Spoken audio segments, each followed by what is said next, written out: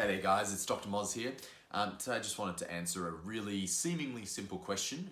Do I need a COVID test? To answer the question about you, we need to think a little bit about the bigger picture. We've had a really promising looking response to the COVID pandemic in the last few weeks, and that's mostly because we as Australians have done a really great job of abiding by the lockdown laws. Paired with that really excellent community response, we've had a testing blitz here in Victoria where we've done over 150,000 tests in a really short span of time. And what that gives us is really valuable data that we can use to help make decisions about the level of restrictions that we as a community are under. COVID is a sneaky bugger. And what I mean by that is you've got a disease where the vast majority of people who are infected have really mild symptoms, somewhere around 80% of people, depending on which study you look at. And on the one hand, that's really awesome. On the other hand though, what it means is that if 80% of the people that are being infected with COVID are walking around with really minor symptoms and they go, I can't possibly have COVID, I'm not crook. That means that they could potentially be a source of infection for the more vulnerable members of our community. It's really important to consider the year 2020 as being really different to every other year. What does this have to do with me getting a COVID test? Well, the reason the restrictions are loosening up is because we've done such a great job as Victorians and Australians of doing a lot of testing, which gives us that data that we talked about earlier.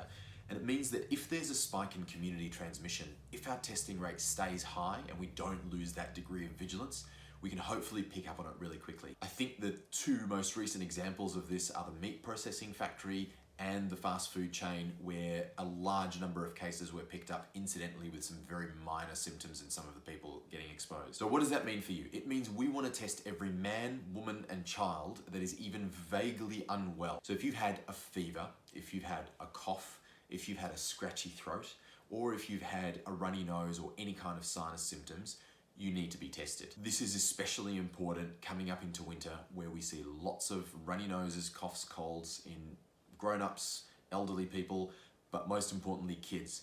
Lots of people are really uncertain as to whether they should be testing their kids because they go, Moz, he's in daycare, he's always got a snotty nose.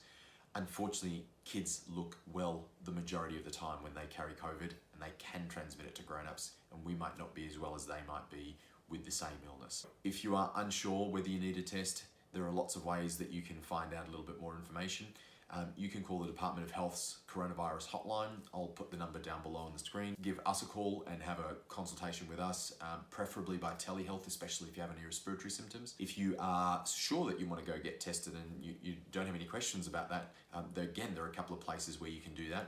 You can go to the Austin or any of the large major metropolitan hospitals. They're all running coronavirus clinics. There are a number of Department of Health GP-led respiratory clinics that are running COVID testing sites. And of course, here at the local doctor, we're running COVID testing as well. Almost all our doctors are doing it. If you're unsure, pretty please talk to us. If you have had an opinion and you're not sure what you should be doing about it, either give the coronavirus hotline a call or book in for a telehealth. And as always, if you have any more questions, really happy to answer them. Ask at drmoz.com.au. If you found this video helpful, share away. If you think that there is a missing piece of information or you have a question that you want answered for the next one, do let me know. I'm very happy to hear from you guys in any way. And from June the 1st, instead of stay home, it'll be stay safe. Take care now. Bye.